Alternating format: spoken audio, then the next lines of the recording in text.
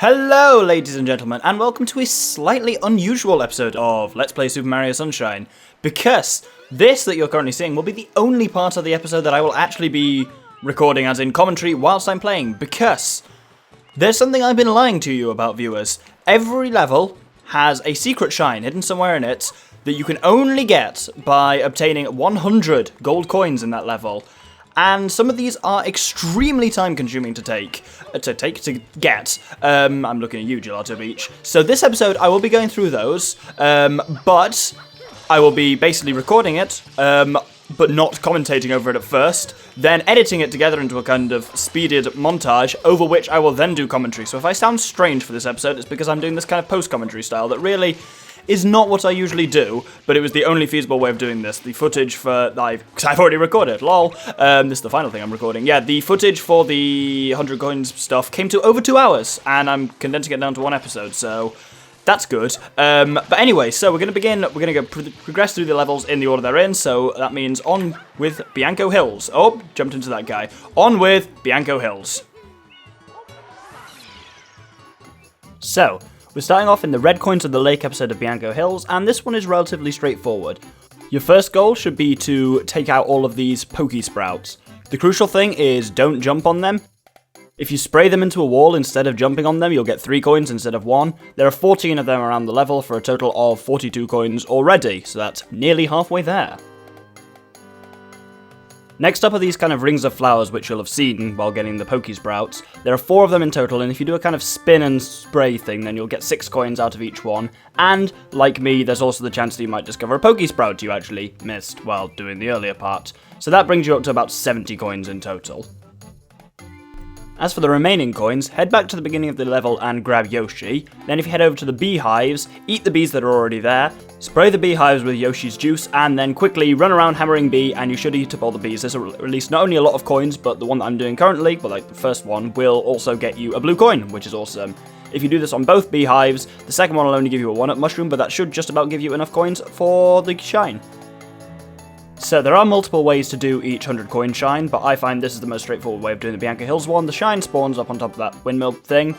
So, without further ado, let's grab it and then head on to the next one in Rico Harbor. So, I'm doing this in level 3, the Cage Shine Sprite, and the best way to begin is smashing all these crates immediately behind you, which gives you 3 coins. Small, I know, but hey, every journey starts with the smallest step. Next, head into the sewer system and grab all the coins that are in here. A crucial thing is to remember, even though the 2 exits on the left are initially blocked, if you try and jump up them, you will still get, there's about 4 or 5 coins on each one stacked vertically, so try and jump out of them anyway, because that'll get you a few coins. Next, you can pick up about 10-12 coins from coming over to this crane, and standing on it as it spins around, make sure you grab the ones that are both on the kind of arm of the crane, as well as back at the base where it's rotating from. Then if you leap gloriously off the crane and swim under this oil slick, you come down and you can find 4 gold coins, plus also a blue coin for the collection. Next, head over to the ship to the right of where you start, and if you side flip up onto this rigging, well, gantry thing, you can get a cheeky 8 coins just sitting here. Next, we're going to move up onto the gantries. Our main objective, as we kind of head up here, is bloopers. Each blooper, if you jump on it, will give you 1 coin. There is a fairly large chance of that coin going off into the water, but there are about 30 or so bloopers up here. There's also a fair few loose coins just kind of hanging around.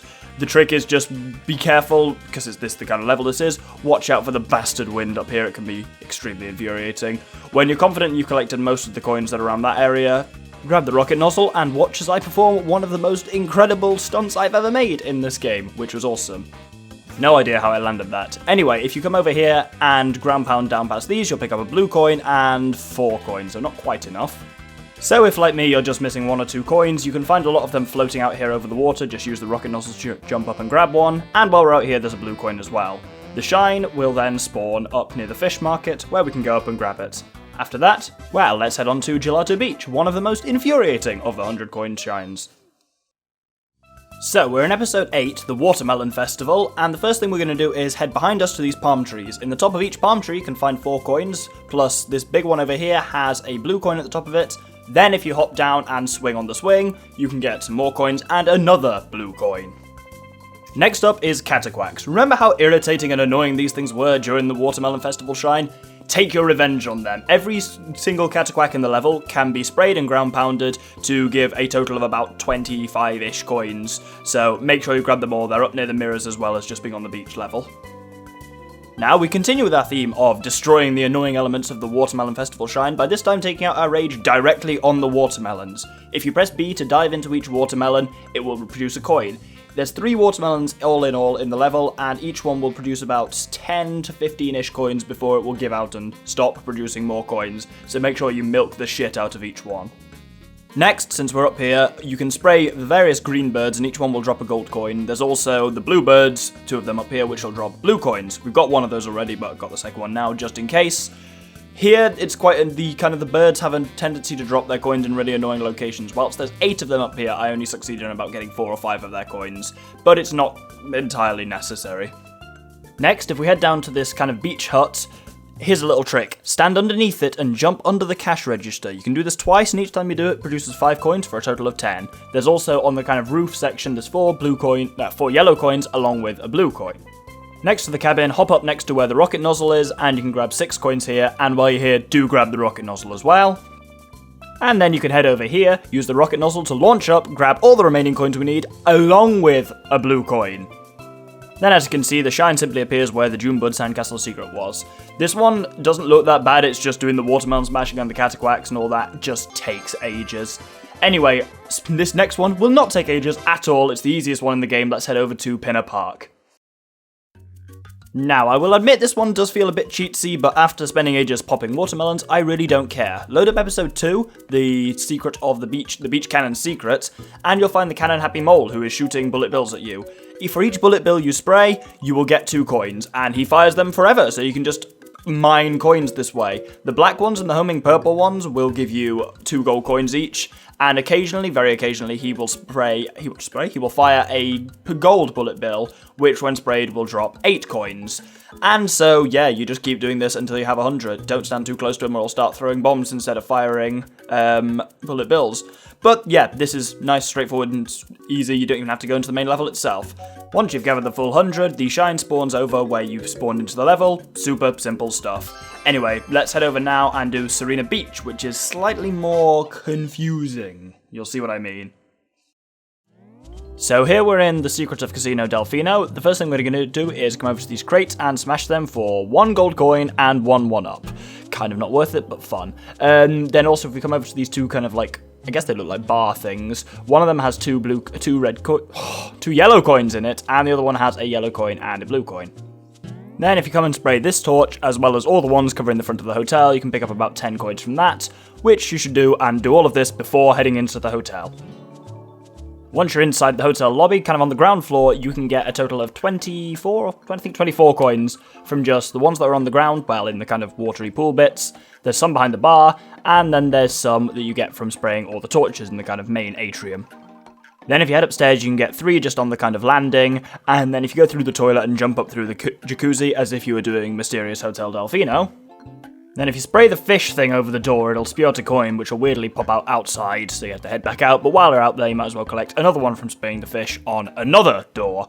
Then head back into the room we were just in, and you can grab another 2 coins by heading into this room, spraying the lampshade, spraying the creepy boo painting and jumping through it, ignoring those 2 coins on the right, because I'm stupid, and spraying the next lampshade in this room as well.